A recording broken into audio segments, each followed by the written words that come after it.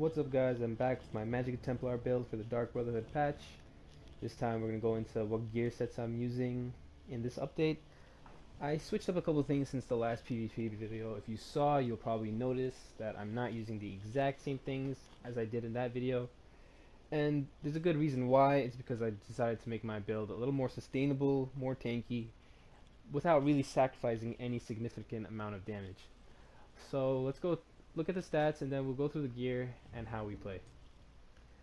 So I'm gonna show you the unbuffed stats right now on our damage bar, and you can see we have about 36,715 Magicka, about 23,500 health, 14,500 stamina, and about 2,632 spell damage with 42% crit. You can also notice we have about 1,700 recovery, about not much health recovery, that's not really important in PvP, and about 600 stamina recovery, which is kind of low, but because we are running Engine Guardian, we can sustain our stamina. We also have about 19,000 spell resistance and 11,500 physical. We are a Breton, not a high elf. I think high elf would be better, you'd have more recovery, but I'm just playing Breton, that's just what I chose. It's not a big deal, the race, but it does have some minor benefits. So let's look into the skills. But before we do the skills, I'll actually show you our fully buffed stats so we know what we're working with here, okay? So we're going to switch bars, and I'm going to try to buff up here. Use a potion for the spell damage. So now we have 3,160 spell damage. We have almost 2,000 Magicka recovery. We have 2,500 crit resist. We have 2,400 spell resist and about 1,700 physical resist. So our resistances went up a lot, and you can notice that it's really helpful for our survivability, which is really good, especially because we're running a 5 light 2 heavy build. And when you're using light armor, it's easier to take a lot of damage, especially from these high damage stamina builds in this update. But with good crit resist and decent physical resist, we can survive it, especially if we block, if we know what we're doing. So now we could go into the gear, and then we'll go into the skills. So on our front 2 hand swords, double swords, we have Torux Pact with Nirnhond. As you can see, the spell damage is a lot higher because of the Torux Pact sword that has a Nirnhond. This increases your spell damage by about, a little over 100. And then our backup one is still with sharpened.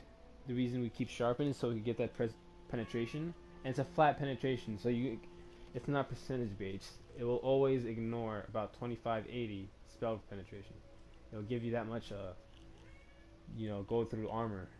It'll go through the armor for 2580, and the reason sharpened is so much stronger in this update is because in the previous update it was percentage based, and because it was percentage based, it didn't do as much, damage. It was still one of the best traits, definitely, if not the best trait, but now it's just even more significant. So for our backup bar, we have Mace of Transmutation and Shield of Transmutation. The mace is defending, the shield is impenetrable. You don't need to use a mace. I just chose a mace because this is just what I had. You could use a sword if you want. I just like the defending trait for more tankiness when we switch to our back bar. Let me show you our tankiness on our back bar. It's not that bad, actually. If we fully buff, we have 2,200 physical and 29 spell. So going back to our gear, our main set that we're rocking here is the Twiceborn Star set. And the reason we use Twiceborn Star is because it gives us 2 mana stones, and it gives us the advantage of having max stamina, max magicka, and max health, which is really good for us. We're running divines on as many pieces as possible. It's really beneficial for us because it'll increase our spell damage and recovery. Now, in this, recently you'd want to probably use impenetrable on most sets that you use. Because we're using Twiceborn Star, we want to stick with divines. However, we're not really giving up much critical resistance with this build. We still have a lot of crit resistance, so that's why we could get away without using impenetrable. Jewelry is transmutation, all spell damage. So you can see we'll always keep the Magicka recovery whether we're on our offense bar or our defensive bar. So that's what's really beneficial for our sustainability. Now let's go into the gear, the skills actually. We have puncturing sweeps. We have entropy. This will give us 8% extra health and our spell damage buff. We have breath of life. We have radiant oppression. This is going to be our execute. And we have inner light. This gives us the 5% extra magicka. And of course shooting star for the ultimate. These three, just by having them slotted, will give us a total of 6% extra magicka, and of course 6% extra recovery as well. Now you can swap breath of life to your back bar instead of repentance. It depends on how you play. I might switch it myself soon. And of course our back bar, we have ritual of retribution as our snare. This will also cleanse, and it'll do damage over time to like people close by us. And this will activate our transmutation. By switching bars, if you heal with this, it counts as a heal over time, and you get the transmutation buff. Channeled focus, armor buff. Elusive mist for mobility. This helps you go around trees and stuff to get into your position. Repentance gives us some extra recovery and sustainability. We can use this for healing and stamina from dead engine guardians, dead bodies, everything. You can switch it out for magic detonation if you want. And we also have Blazing Spear. This is going to be our CC. I choose Blazing Spear over many other CCs because it works really good. It's timed really well. You could throw it up and then you can start puncturing sweeps on them. And as they try to move away, the spear just stuns them. They're half health already. You could just go into execute and they're dead. Also, it could be used defensively as well. If someone's getting ready to stun you, you could just throw this up. And say they stun you, and they start doing a lot of damage on you. The spear comes down and it stuns them, and then you get a chance to break free and heal yourself and then go on the offensive. So this is really good defensively as well. Devouring Swarm. This is very helpful for like big groups. If you have a lot of big groups around you, you could just use this. Get a lot of healing while fighting these guys. And if you slot magic detonation, you could do a lot of damage.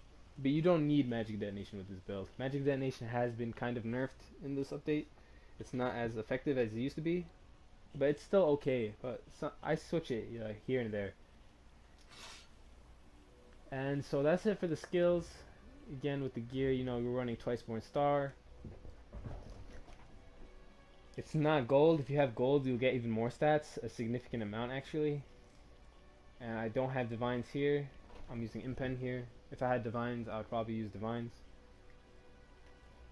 And yeah, so let's go into the champion points, see how we have that set up. So we got 60 here for the reduced cost. We have 72 here for magical recovery, 10 here for stamina recovery, 25 here for tumbling. We still get a good amount. Don't have to put too many points and you still get a good amount for reduced cost. 30 into bless to increase our heals, 27 into crit. Now, I did this more for crit heals than I did for crit damage. A lot of people run impen, so you're not going to do as crazy crit damage, but you can still critically heal yourself just fine. So this helps with our healing. 100 into this, get that flame damage for your meteor, get that magic damage for your jabs. It all adds up. And 10 to Thaumaturge, get some buff on your jabs. Yeah, so this will buff your not only your jabs, but it should buff your radiant destruction, as radiant destruction does count as a damage over time. 45 into resist. This is what we get our crit resist from without running impen. Plus, of course, transmutation. 15 in here to get some extra physical resist. 5 here. Get 3% reduced damage over time for only 5 points. That's why I like occasionally dumping just a couple of points to extra things. 32 here for reduced elemental damage, and 60 here. Physical damage is a lot of damage in this update, so that's why we focus more into hardy. And 10 into recovery. So that's that. And again, this build has been working really well for me. It doesn't have the highest damage, but it is tanky. And it's not the tankiest, but it does a good amount of damage. So it's a great balance. You'll be able to do good damage without giving up survivability. And you'll be able to survive without giving up much damage. So it's like a good balance between the two. You'll be able to kill people, and you'll also be able to sustain yourself.